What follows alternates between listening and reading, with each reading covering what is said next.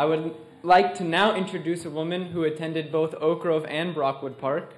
Her name is Asia Bulla Richards, and she has received both a Master of Architecture and a Master of Landscape Architecture degrees from the University of Virginia.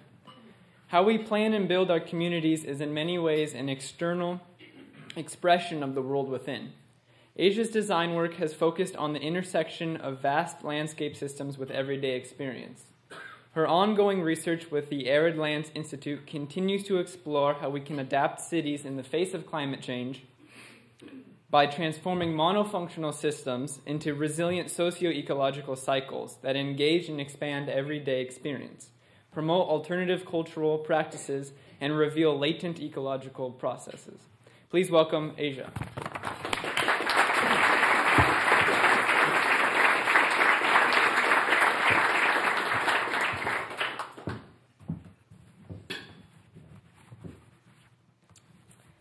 When I was 9 years old, I visited Oak Grove for the first time and immediately knew that there was something special about this place.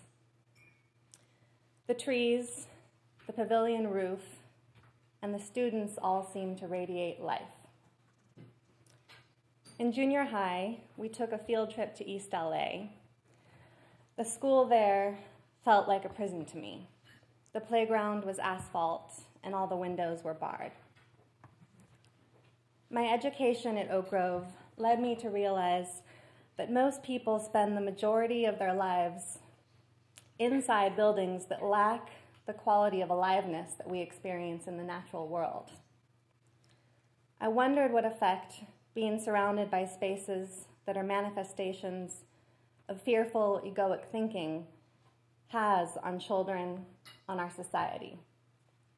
This question is what led me to study architecture, landscape architecture, and urban design. We are currently facing imminent cultural, political, and ecological challenges across the earth. Climate change, coupled with rapid population growth, presents us with a crisis that demands radically rethinking the design of our urban environments.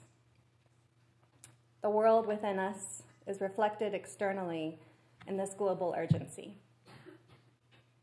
Our cities are designed to control natural dynamic cycles.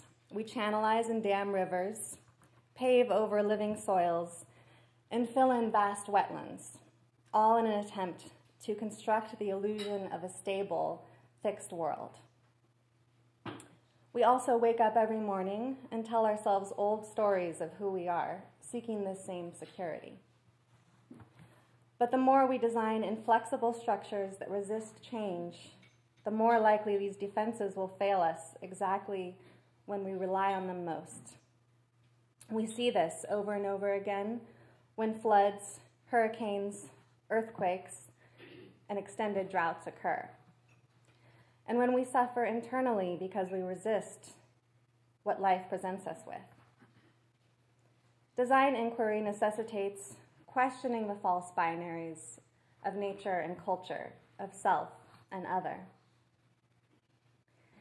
In high school here, our history teacher, Lee Nickel, took us to the New Mexican desert and asked us to spend a day alone with the silence and beauty of that vast landscape and with the constant chatter of our own minds. When we came back together at the end of that day, there was a palpable shift in the way we related to one another. We listened to each other and to the red cliffs and starry sky around us, openly. We appreciated the taste of water.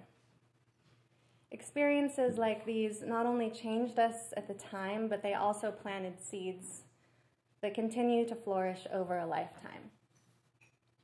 I now live in Los Angeles, and I'm currently studying and conducting research with the Arid Lands Institute. ALI's mission is to train designers and citizens to innovate in response to hydrologic variability brought on by climate change.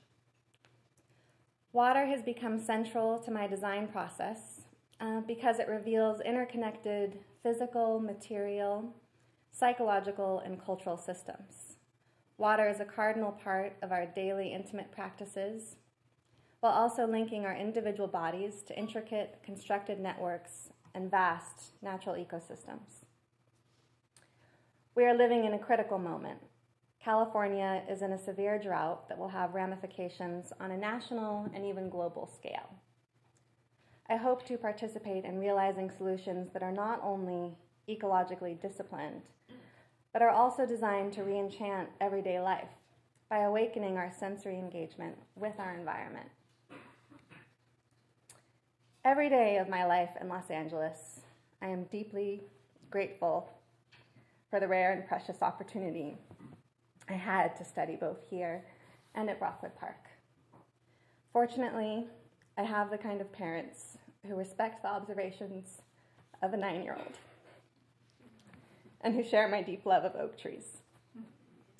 Teachers like my mother and Karen Hesley created classrooms where it was safe to look at oneself honestly and recognize both the wonder and the conflict in the world. As time passes, I continue to witness the unfolding of many lives rooted in this place. This flowering radiates out into the world, far beyond the individuals who attend these schools. I see it in all my friends who were former Oak Grove classmates. I see it in the way that Allison Solorzano stops and truly listens to her children, in the fearless questions Alex Smith asks of himself, and in how Snow Shadow Telefero's kindness disarms everyone that he meets. We are all architects, constantly participating in the creation and recreation of our inner and our outer worlds. Ultimately, there are no words for the potential impact these schools could have. But fortunately, we are here right now, and so we have the opportunity to open our senses and to experience directly, to be the beauty and the power of this place. Thank you.